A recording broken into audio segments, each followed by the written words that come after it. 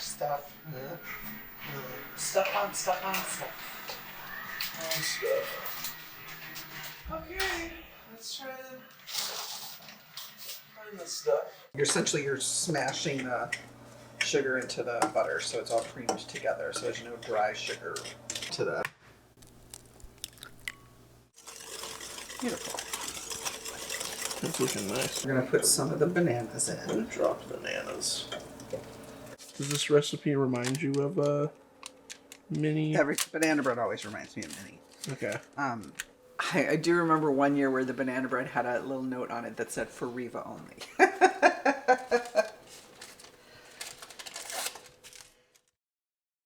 In terms of family recipes, there's three main things. The first is this very old, losing its dust cover, Mastering the Art of French Cooking, which is the Julia Child, Louisette Berthold, and Simone Beck cookbook. Welcome to the French Chef.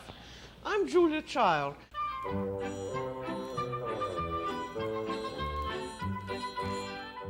Literally what taught my mother how to cook, watching Julia Child on PBS and reading this cookbook. So much of my childhood was food from this cookbook. And then these are some of that. And then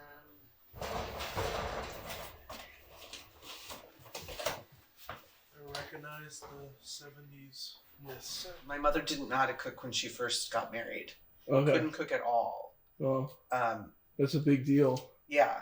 Well, she was always a career girl. She never thought she'd Yeah. get married. Because she's my mother, she immediately went to the most elegant, Yes. French cooking, the most cosmopolitan and interesting cooking, and really learned how to do it. She was definitely a recipe follower. She cooked all kinds of very elegant things. I was 14 and at Shelley Cohn's house before I'd ever had mac and cheese. Because my mother didn't serve it. The closest Unbecoming. the closest thing we had was fettuccine Alfredo. That's just the kind of person Yes. my mother was. Well, that's the high society stuff that they eat in Italy, Mom. Yeah, I mean, we just didn't. That's all for today on the French Chef. This is Julia Child. Bon appetit. Oh, wow. Look at This that. is right when she was pregnant with me. It's in Europe. Yeah, it's in Amsterdam. Look at these glamorous people. Fashion icons. What the heck? Here's my parents getting married. Like the Jewish star. I love that. Yeah, they eloped. Here's my grandparents. Oh my gosh. Grandma Ella and Grandpa Chuck. Way before my time. Russian. Yeah. Ashkenazi. Well, Where's our family? Where's your side of the family from? my grandfather was from Germany, but Okay. he lived at the turn of the century. And the Friedberg side was from Poland or Russia. That's Aunt Berna's wedding. Shining. That's Aunt Berna's wedding. So kind of There. Oh. Grandpa? my grandpa. Yeah. Aunt Berna, Uncle Arnie, my grandma, my mom, that's your grandma mama. That is my great grandmother. That's Uncle Don. All the rest must be cousins. The next is our recipe box. And I actually built this box in shop class Oh. in 7th grade. And it even has my name on it. The thing that's sort of fascinating about this is not only does it have like things she clipped out of magazines and the hilarity of 1970s and 80s food styling, but what I love about this is that all of these recipes are from friends and family. So a lot of them are written in her handwriting because she would handwrite it out. Somebody would call her and give her a recipe. So this gigantic. Notice this. I know. This What is this? Okay, so this gigantic Oh my god. thing is my version of this. So someday you will inherit all of boy. these things, you and your brother. But because, and this has a lot of like things that I printed off the internet for a while. I was printing them and putting them in here. That was before there was the cloud. And I could just save things indefinitely. After my cancer diagnosis, when I went on my bucket list phase where I was doing things that I kind of always wanted to do, that's when I entered the Wisconsin State Fair culinary contest. With the pie. And I entered with the pie, and I won a ribbon. I think I won third place, and I got a ribbon and $12. I think it cost $10 to enter, and I won $12.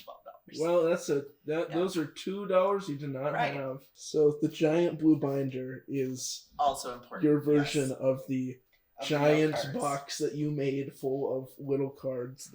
This is my senior portrait. Oh wow! Look, seriously, why are you guys so glamorous? It was the 80s. That's what people did. Glam. Wow. It was like there was material. Oh wow! Here you go. He's sassy. Now there's like all the neck that goes with it, but at the time there wasn't. Yeah. Twins. Okay. So everything's mom and grandpa, or her grandpa.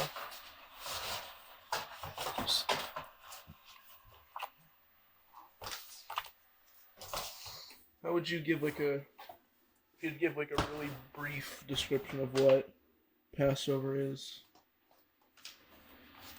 It's the telling of the Exodus of the Jews from Egypt and out of slavery, and then traditional meal that everyone shares. You know, I told you about Minnie Malone, who was my parents' good friend, and whenever any of us had a birthday, Minnie would make fried chicken, green bean casserole, rolls from the grocery store, and probably mashed potatoes too. And then if it was my birthday, oh boy, we would get all of that, and she would bake me a banana bread because she knew that banana bread was my favorite. Yeah. And she was a brilliant cook. She had moved up from the South where she had been a housekeeper for women in the South, and they thought she couldn't read because she was a black woman. Yeah. But they also didn't want her to write down any of their family recipes because then people would steal the recipes. Not realizing that Minnie was brilliant and memorized all their family recipes.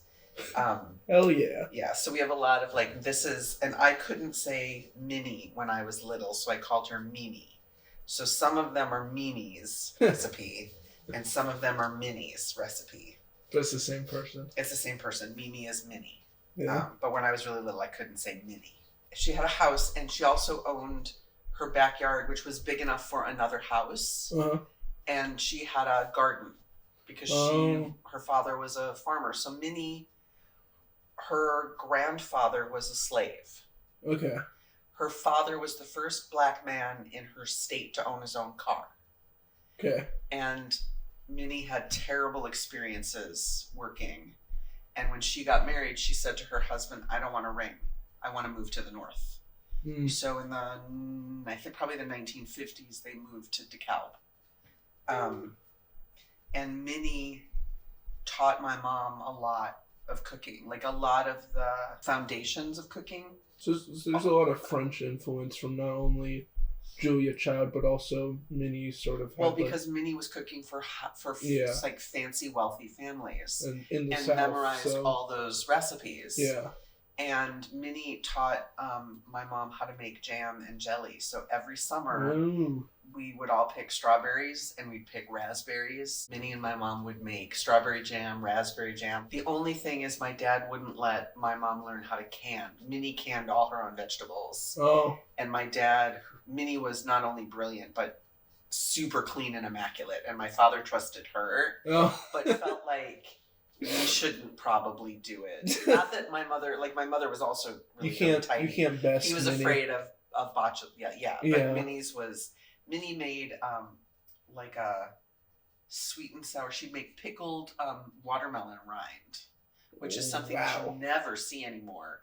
But you'd eat the watermelon, and then all the white part, she would slice the green part off and cut the chunks, rind into the chunks, and then cook them in like, it was like almost like maybe a cinnamony, it was like spicy. So a lot of like spices and like And pickling. and a lot of like using every last thing, and pickled green beans, so that canned green beans, so you could have them all winter. Because you said Minnie was like basically like a farmer at heart, so it's like every vegetable, every fruit is incorporated in some way of the meal. And also flowers. I remember huge hydrangea bushes in her backyard. Interesting. Yeah. A lot of variety. She was fascinating.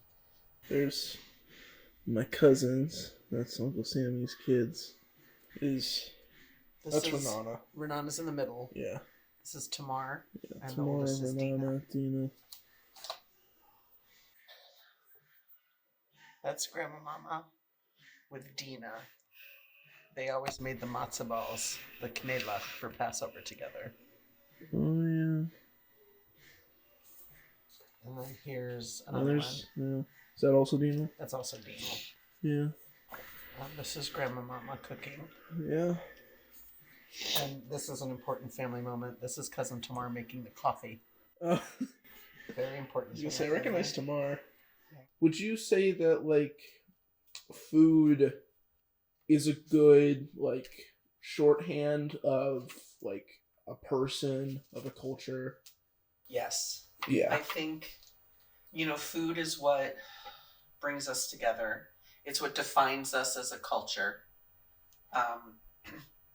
It's what marks tradition, Even the food we don't like, that's still brings people together in our hatred of a certain dish. Right. So there's things that we don't need to be so quick to leave behind. And there's some things like, I probably didn't cook enough for you growing up, but I hope there's some things that you think of as like, oh, this is my favorite thing that Mom made. There's definitely a lot of food that will always remind me of you. Oh, that's good.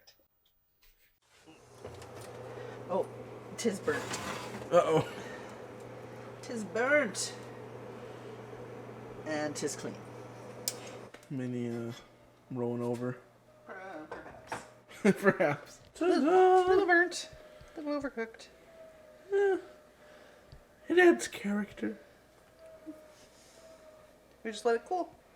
And then we can cut it and have a slice of my childhood.